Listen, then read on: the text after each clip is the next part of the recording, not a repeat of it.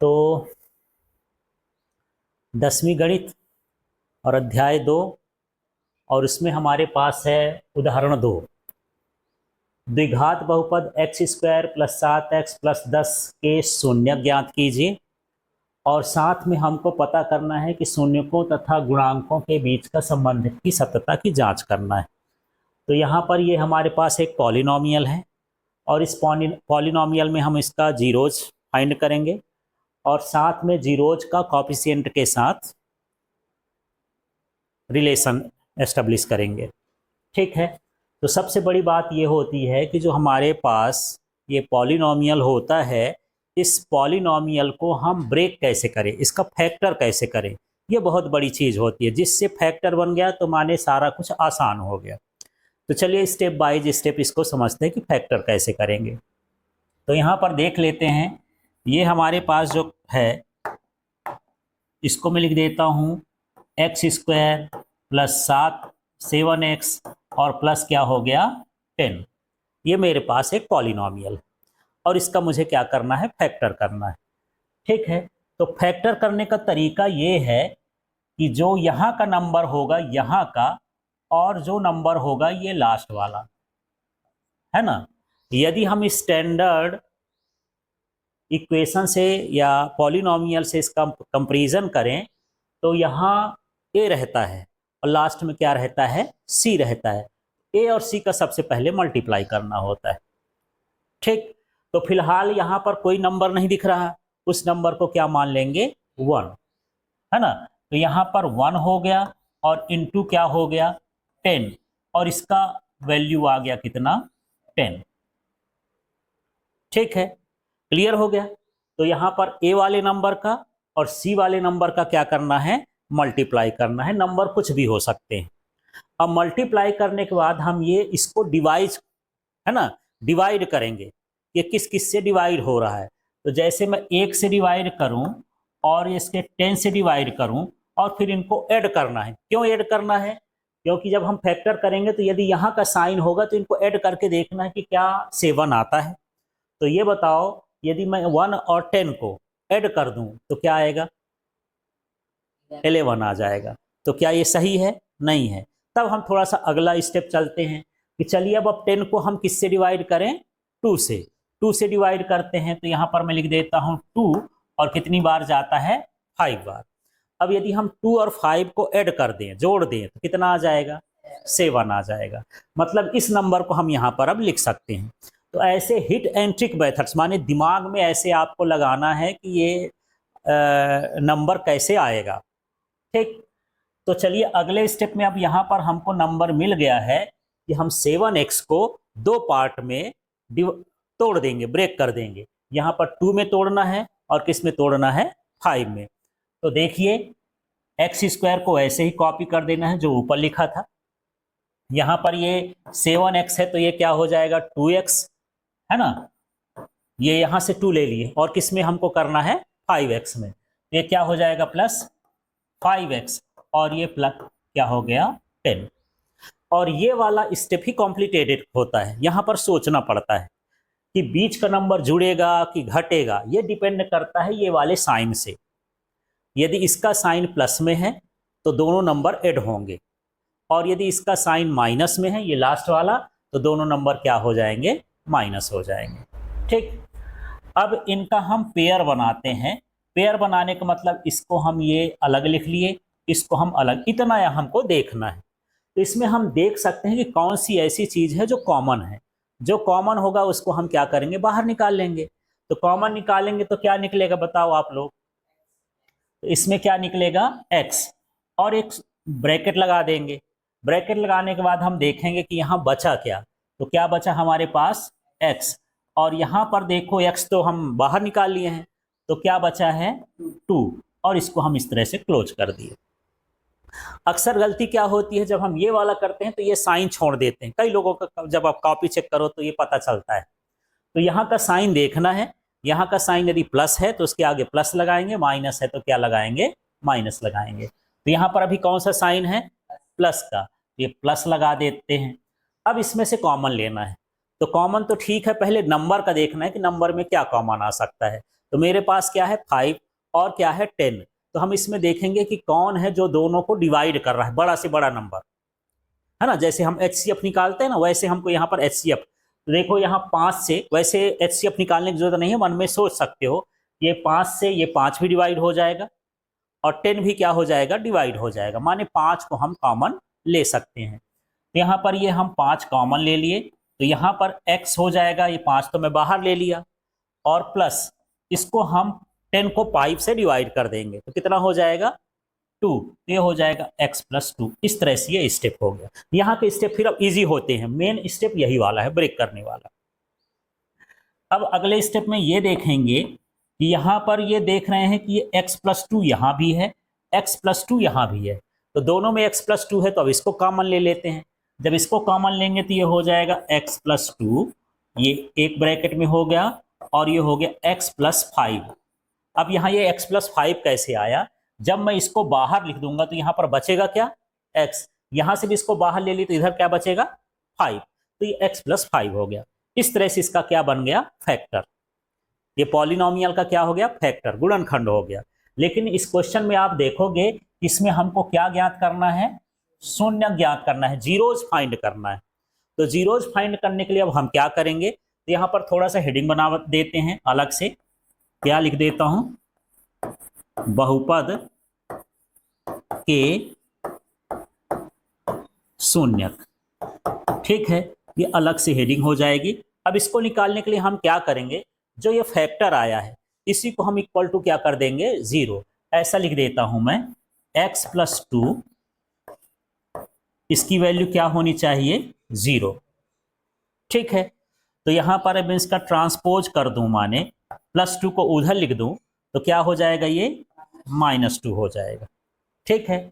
इसी तरह से यदि चाहे आप नीचे लिख दो या बगल में भी लाइन खींच के बता सकते हो। दूसरा फैक्टर जो है यहाँ पर, तो इसको भी हम जीरोज में ले लेंगे, x प्लस 5 इक्वल टू क्या हो गया 0।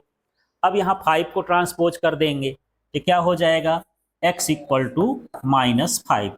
इस तरह से जो आपको ये मिल गया, ये इसके क्या कहला गए, शून्यक, ये इसके जीरोज कहला गए, पॉलिनोमियल के क्या कहला गए, जीरोज। यहाँ तक तो ठीक है, लेकिन यहाँ आपको देखना है, यहाँ पर शून्यकों तथा गुणांकों के बीच संबंध भी स्थापित करना है ना, रिलेशन बनाना है इनके बीच का। यहाँ पर देखना है कि ये जो जीरोज हैं और जो इनका कॉफिशिएंट है उनमें क्या रिलेशन है। तो इसके लिए हम क्या करेंगे, इसके लिए हम यहाँ पर पहले इनका योगफल निकालेंगे, एडिशन करेंगे, है ना। यहाँ पर लिख देता हूं सबसे पहले शून्यकों का योगफल, ठीक है ना, एडिशन ऑफ जीरोज। तो यहां पर कौन कौन सा आया, -2 आ गया, और कौन आ गया -5 आ गया। ये तो हमारे पास क्या है, इसके जीरोज है ना। तो हम इनका एडिशन करके देखते हैं। ये में लिखा पहला वाला ये -2 है, माइनस में जब नंबर आए तो जनरली हम प्लस में लिख लेते हैं, माने ब्रैकेट में लिख लेते हैं, और इसके बाद यहाँ पर मैं प्लस लगा देता हूँ, ये क्या हो गया -5 हो गया, ठीक है। अब इसको जनरल करते हैं, ब्रैकेट ओपन करके देख लेते हैं। आगे के स्टेप में देखेंगे कि ये -2 है और ये प्लस माइनस माइनस हो जाएगा ना, ये क्या है -5 है। अब इसको सॉल्व करेंगे तो सेम साइन है, जब सेम साइन होता है तो ऐड होता है ना। तो ये कितना हो जाएगा -7। अब यहाँ 7 के अपॉन में कुछ है क्या, नहीं है, लेकिन भले नहीं है पर मानते हैं कि इसके अपॉन में क्या है 1 है, ठीक है। तो हम ये जीरोज का एडिशन कर दिए, इनको हम योगफल निकाल रहे हैं। तब हम इसको कंपैरिजन करेंगे, इसमें देखेंगे कि 7 किसके साथ है, x के साथ है। तो यहाँ पर क्या हो जाएगा, ये माइनस में है, x के साथ है, लेकिन यहाँ पर किस में है, ये प्लस के साथ। तो इसका मतलब ये हो गया, ये हो जाएगा -x का गुणांक, माने कॉफिशिएंट ऑफ x। इसको इंग्लिश में क्या लिख देंगे, कॉफिशिएंट ऑफ x, ठीक है। और अपॉन में अब हम करते हैं 1 किसके साथ है, ये हमको पता करना है ना। तो यहाँ पर कोई नंबर नहीं था, 1 किसके साथ है, x² के साथ। तो यहाँ पर लिख देंगे ये x² का गुणांक, कॉफिशिएंट ऑफ x²। इस तरह से हो गया। तो ये हम एडिशन निकाल दिए। अब इसके बाद हम इसका क्या निकालेंगे, गुणनफल। तो यहाँ पर देखते हैं, ये हो जाएगा शून्यकों का गुणनफल। गुणनफल तो समझ में आ गया है, मल्टीप्लिकेशन करना है, तो माने मल्टीप्लिकेशन ऑफ जीरोज। तो यहाँ पर हमारे पास कितने जीरोज थे, -2 है और -5 है, तो इसको ऐसा लिख देता हूँ, -2 और इनटू में क्या हो जाएगा, -5। क्लियर हुआ। अब आप इससे मल्टीप्लाई करेंगे तो पहले साइन देख लिए थे, माइनस माइनस क्या हो जाएगा, प्लस हो जाएगा, और 2 5 जा क्या हो गया, 10 हो गया। इसको मैं लिख सकता हूँ 10/1। अब इसका रिलेशन बताना है कि 10 कहाँ पर है, तो 10 ये है, ये अचर राशि है, कांस्टेंट है, ये क्या कहलाया, कांस्टेंट। तो यहाँ पर मैं लिख देता हूँ, ऊपर जो आया ये क्या आया, अचर राशि। और अपॉन में देख लेते हैं, यहाँ पर 1 किसके साथ है, इसमें x के साथ, ये कोफिशिएंट ऑफ x स्क्वायर हो जाएगा, माने ये हो गया x स्क्वायर का गुणांक। तो इस तरह से ये पूरा क्वेश्चन है, ऐसे सॉल्व करना है आपको।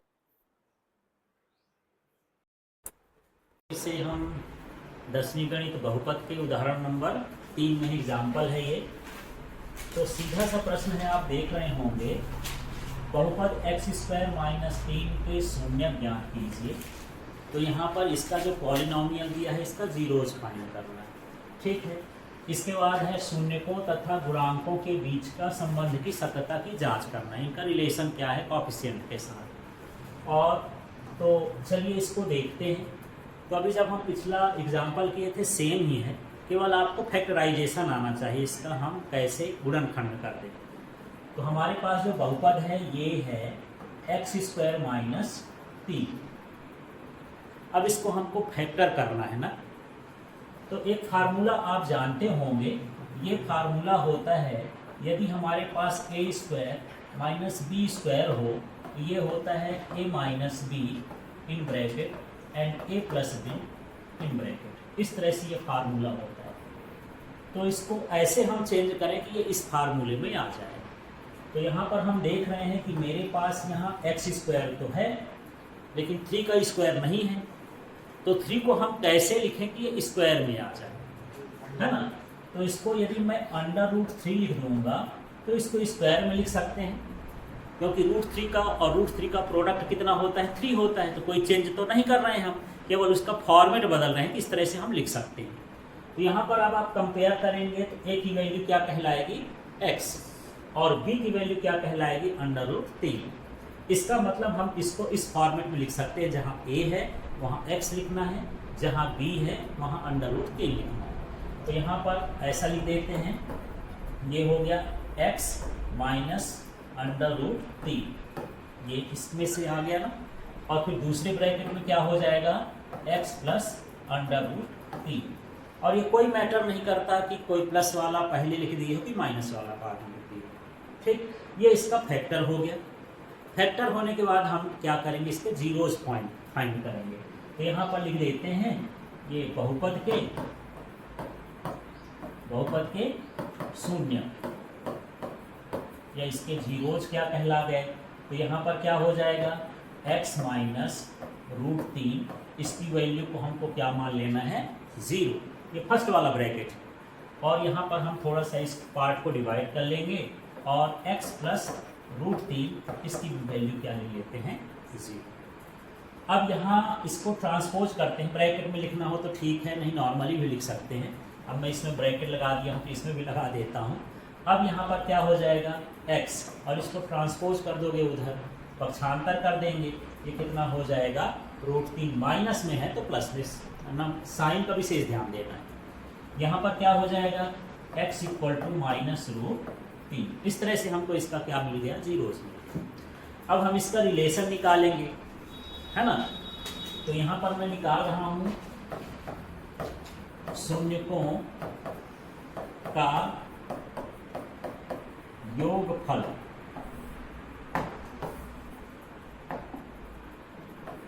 तो शून्यकों का योगफल का मतलब ये जो हमारे पास x की वैल्यू आई है, इन्हीं को ऐड करना है। तो मैं ऐसे कर दूंगा, फर्स्ट वाला कितना आया है, √3, फिर प्लस कर देंगे, इसका माइनस क्या हो गया √3, है ना। इसके ब्रैकेट को ओपन कर देंगे तो √3 माइनस क्या हो गया √3 बराबर कितना आ गया 0, और इसको हम अपॉन में लिख देंगे तो 0 अपॉन कितना हो गया 1 हो गया। अब हमको ये टेस्ट करना है कि 0 किसके साथ है यार, तो इसमें देखोगे कहीं 0 है नहीं है, पर एक फॉर्मेट में लिखें तो हम इसको ऐसा लिख सकते थे कि ये मेरे पास x² है और -0 × x और -3, ये ज़बरदस्ती का 0 हम यहाँ पर लिख सकते हैं, क्योंकि जो पॉलिनॉमियल का स्टैंडर्ड फॉर्मेशन होता है वो x² होता है, ax² - a + bx और क्या होता है c, तो इसमें x नहीं है तो ऐसा कर सकते हैं। तो मतलब ये 0 जो है किसके साथ है x के साथ, तो हम क्या लिखेंगे कोएफिशिएंट ऑफ x, ठीक है ना। ये हो जाएगा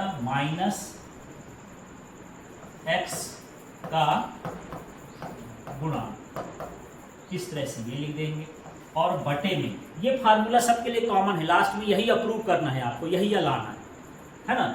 और यहाँ पर हम देख रहे हैं 1, तो 1 किसके साथ है x² के साथ, यहाँ पर हो जाएगा ये x² का गुणा। इस तरह से इनका ये रिलेशन हो गया, जो हम ये सिद्ध करना चाहते हैं, देखना चाहते हैं कि ये सही आ रहा है कि गलत आ रहा है। इसके बाद हम क्या लिखेंगे शून्यकों का गुणनफल, है ना। ये सम ऑफ जीरोज हो गया, और ये प्रोडक्ट ऑफ जीरोज, और ये क्या है सम ऑफ जीरोज। तो यहाँ प्रोडक्ट निकालेंगे तो प्रोडक्ट का मतलब इसका मल्टीप्लाई करना है, तो यहाँ पर हमारे पास इसकी वैल्यू क्या है √3 है, और दूसरा 0 क्या है -√3 है। यदि हम इसको मल्टीप्लाई करेंगे तो √3 और √3 क्या हो जाएगा 3 हो जाएगा, और ये माइनस है तो क्या हो जाएगा, ये कुल मिला के हमारे पास -3, अपॉन में क्या लिख देंगे 1 लिख देंगे, ठीक है। अब हम यहाँ पर देखते हैं कि ये 3 किसके पास है, ये क्या है कांस्टेंट है ना, कांस्टेंट टर्म है, माने ये क्या कहलाया अचर पद। और बटे में हम देखते हैं 1 किसके साथ है x² के साथ है, तो यहाँ पर क्या हो जाएगा x² का गुणांक कोएफिशिएंट ऑफ x। इस तरह से इस सवाल को आपको करना। 10वीं गणित का चैप्टर 2 ही चल रहा है, बहुपद पॉलिनोमियल, और उसका एग्जाम्पल है 4। तो इस प्रश्न को हल करके देखते हैं। प्रश्न है एक द्विघात बहुपद ज्ञात कीजिए। एक हमको बाइनोमियल है ना पॉलिनोमियल फाइंड करना है जिसके शून्यकों का योग माने उसके जीरोस का सम और गुणनफल उनका प्रोडक्ट जो है वो कितना दिया है -3 और 2। अब इसको सॉल्व कैसे करेंगे, कैसे करना होता है। तो सबसे पहले हम जो इसमें दिया है उसको लिख लेते हैं। तो हमको क्या दिया है, शून्यकों का योगफल माने ये है सम ऑफ जीरोस, ठीक है। अब यहाँ एक फार्मूला होता है, फार्मूला क्या होता है -b/a। इसकी पिछली क्लास में हम इसको डिराइव कर चुके हैं, है ना। तो यहाँ पर ये -b/a ये फार्मूला होता है जब हम जीरोज का सम करते हैं। अब इसका जो योगफल दिया है वो कितना दिया है -3। तो यहाँ पर हम ये लिख लेंगे -3 अपॉन में कुछ नहीं लिखा, अपने से लिख देंगे 1। ठीक, क्लियर हो गया। इसी तरह से हमको क्या निकालना है, शून्यकों का गुणनफल। ये सूत्र होता है c/a, लेकिन इसमें मान देखना है कितना दिया है ये 2, तो हम इसको क्या लिखेंगे 2/1। अब सबसे बड़ी बात ये होती है कि यहाँ पर हमको a b c की वैल्यू चाहिए। तो a b c की वैल्यू इसी को देख के हम निकालते हैं। तो यहाँ पर इसका जो ये नीचे वाला भाग है ये है ना, हर वाला डिनोमिनेटर वाला ये सेम रहना चाहिए। बाय चांस आप इसको सॉल्व कर रहे हैं सेम नहीं है, जैसे यहाँ 3 आ जाता यहाँ 1 हो जाता, तब हम इसमें ऐसा कोई नंबर सोचते कि इसको मल्टीप्लाई कर दें तो उसी को क्या हो जाए इक्वल हो जाए। आगे के क्वेश्चन में देखेंगे अभी हम। ठीक है, अब यहाँ से हमको क्या पता चलता है, यदि हम इसमें कंपेयर करें ए की वैल्यू क्या है, जो ए के सामने नंबर दिख रहा होगा, ए के सामने आपको क्या दिख रहा है 1, यहाँ भी ए के सामने क्या दिख रहा है 1, तो मतलब ये है कि ए की वैल्यू यहाँ पर क्या हो गई 1 हो गई। ठीक है, अब इसी तरह से हमको बी की वैल्यू देखना है, तो बी की वैल्यू उसके सामने देखना है, तो इसमें अक्सर गलत हो जाता है, माइनस प्लस में गलती होती है। यदि यहाँ पर ये माइनस में है तो आपको प्लस में लेना है, क्योंकि इधर भी माइनस माइनस कैंसिल हो जाएगा, है ना।